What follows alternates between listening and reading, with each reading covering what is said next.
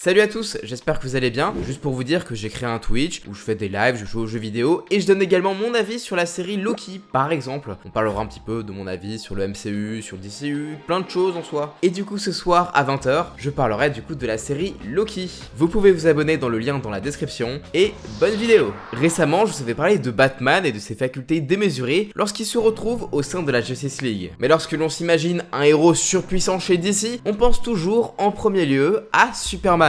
Mais est-ce qu'il est si abusé que ça par rapport aux autres membres de la Justice League? Est-il vraiment hors catégorie ou peut-il trouver des challengers? Alors bien sûr, on pourrait le neutraliser avec de la kryptonite, une roche créée suite à l'abus d'armes radioactives lors de conflits internes sur Krypton, ou encore capturer Lois Lane, je sais. Mais bon, ça serait trop facile, alors essayons de trouver un autre moyen de vaincre Superman. C'est parti!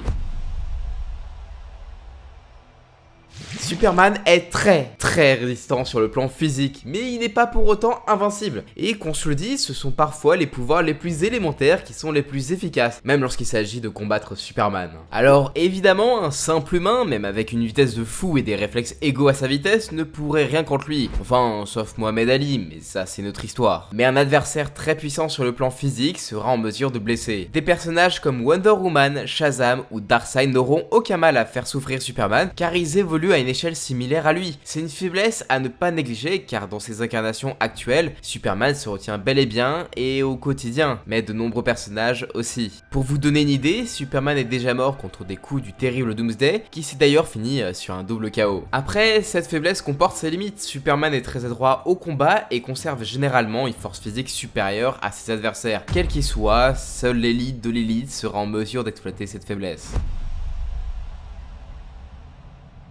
L'un des pires fléaux de l'humanité est capable de blesser mortellement Superman. Et en fait, c'est assez simple, il est tellement irradié qu'il perd ses capacités. Pour vous donner une idée, il a été extrêmement blessé par une bombe dans The Dark Knight Returns et aussi dans BVS qui reprend cette scène. Il est tout maigre et vraiment vulnérable et dans les New 52, il s'est déjà fait enfermer dans une centrale nucléaire avec Wonder Woman après s'être fait éclater par Zod et sa copine. Les deux tourtereaux ont dû provoquer une explosion du réacteur pour s'en sortir parce que Superman ne pouvait pas voler. L'explosion l'a également rendu plus maigre, plus faible, et rien que le fait d'absorber le soleil lui faisait mal. Du coup, avec cette faiblesse en tête, des personnages comme Captain Atom pourraient facilement lui nuire.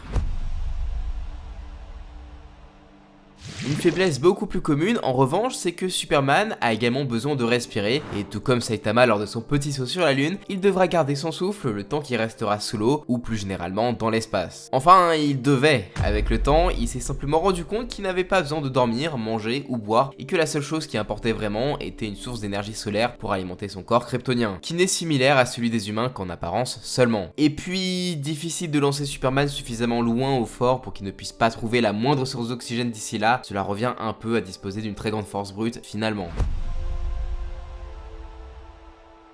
Alors Superman il aime bien le soleil, mais il n'aime pas pour autant être exposé à n'importe quelle étoile. En plus de se retrouver très affaibli s'il est privé des rayons d'un soleil jaune, il le sera d'autant plus s'il passe du temps sous la lumière d'un soleil rouge. En effet, ceux-ci agissent à l'inverse des soleils jaunes et vident peu à peu notre héros de ses réserves d'énergie solaire, ce qui le débarrasse peu à peu de tous ses pouvoirs, jusqu'à le rendre aussi vulnérable qu'un être humain. Pourtant, la lumière de sa planète d'origine était celle émise par un soleil rouge, ce qui explique que les Kryptoniens ne disposaient pas de pouvoirs sensationnels à domicile, mais seulement d'une technologie très avancée. Dans le cas de Superman, l'exposition à un soleil rouge est devenue dangereuse car il a passé toute sa vie à absorber les rayons du soleil jaune de la Terre après la destruction de sa planète natale et son organisme s'est adapté pour être optimal dans ces conditions précises. Alors, scientifiquement parlant, c'est un peu débile, bon, forcément, mais cela reste un des moyens les plus fiables d'affaiblir l'homme d'acier pour un combat. Tiens, est-ce que Superman il aurait pas un cousin symbiote? Bon, c'est peu probable, bien qu'il partage une vulnérabilité au son comme ces derniers. Souvenez-vous, l'un des nombreux pouvoirs de Superman est son ouïe super améliorée qui lui permet de distinguer des sons à très longue distance et d'écouter des conversations dans des situations bien spécifiques. Non mais évitez de dire à voix haute que vous préférez Batman, on le sait jamais, ça pourrait se retourner contre vous un jour. Son pouvoir ne se limite pas uniquement à capter des sons sur une grande distance, mais également d'entendre des fréquences que les humains ne peuvent pas capter, comme les infrasons ou les ultrasons. Et bien qu'entendre tous ces bruits et ces fréquences supplémentaires peuvent avoir des utilités, cela comporte également des inconvénients. En effet, cette ouïe super développée laisse Superman vulnérable à certaines fréquences très aiguës qui résonneront dans son crâne. Cela peut permettre de le neutraliser et en plus c'est sans doute le moyen le plus safe. Vous ne serez même pas capable d'entendre ce qui fait tordre l'homme d'acier de douleur à vos pieds.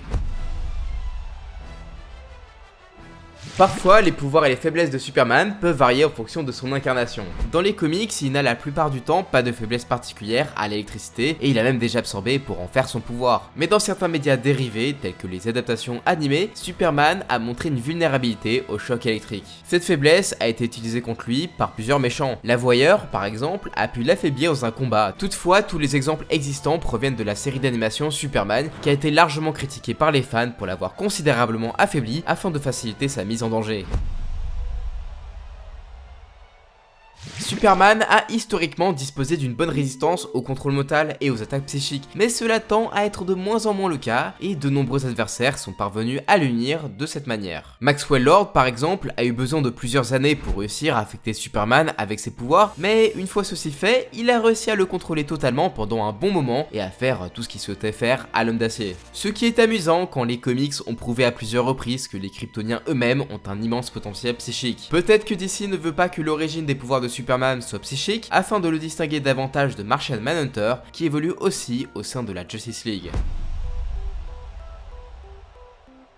Vous vous rappelez de cette boîte de magie qu'on vous avait offert quand vous étiez petit? C'est peut-être le moment de la ressortir et d'apprendre quelques tours, car Superman est vulnérable face aux forces ésotériques. Aucun de ses pouvoirs ne le protège de la magie, puisqu'ils sont issus d'un phénomène naturel plutôt que de quelque chose de surnaturel. Et contrairement à ce qu'on peut lire partout sur le net, cela ne veut pas pour autant dire qu'il est plus faible que vous et moi, mais seulement qu'il ne dispose pas de résistance accrue face à elle. Nuance. Elle a parfois des effets imprévisibles sur Clark et reste une de ses plus grandes faiblesses récurrentes. Plus l'entité magique sera puissante, plus Superman sera vulnérable, ce qui fait notamment de Shazam un adversaire de taille pour lui. J'aurais pu vous évoquer encore d'autres faiblesses, mais ne sont pas aussi significatives ou n'ont simplement pas perduré à travers le temps. Et c'est assez dingue de se dire qu'au final, Superman possède plus de faiblesses à lui seul que la plupart des membres de la Justice League. C'est juste que ses avantages sont suffisamment supérieurs à ceux des autres pour compenser tout ça. Aussi, dans cette ère plus moderne pour les comics, les pouvoirs des membres de la Justice League tendent à s'équilibrer, et si Superman reste le plus puissant physiquement, d'autres héros sont capables de le vaincre comme Flash ou encore Martian Manhunter qui est une sorte de Superman avec des pouvoirs supplémentaires. Oui.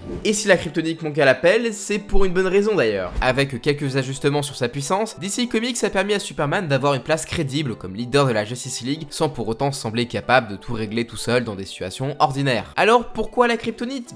Sur papier elle pourrait créer de l'enjeu pour l'homme d'acier, mais dans les faits elle s'avère le plus souvent contre-productive. J'ai donc prévu une vidéo entière sur les différents types de kryptonite et vous allez voir que ça peut être vraiment très rigolo. Je trouve ça dommage que dans l'imaginaire collectif, Superman soit systématiquement associé à un personnage trop puissant. Alors oui, il dispose d'un potentiel infini, mais cela reste inexploitable la plupart du temps. Et puis, personne ne se plaint de Wonder Woman, par exemple, qui dispose d'une force presque équivalente en temps normal et surtout pas de faiblesse particulière. N'hésitez pas à voir mes autres vidéos sur Flash et Batman pour vous faire un avis plus complet sur la question. J'espère que la vidéo vous aura plu, si c'est le cas dites-le moi en commentaire et je vous dis à la prochaine, ciao!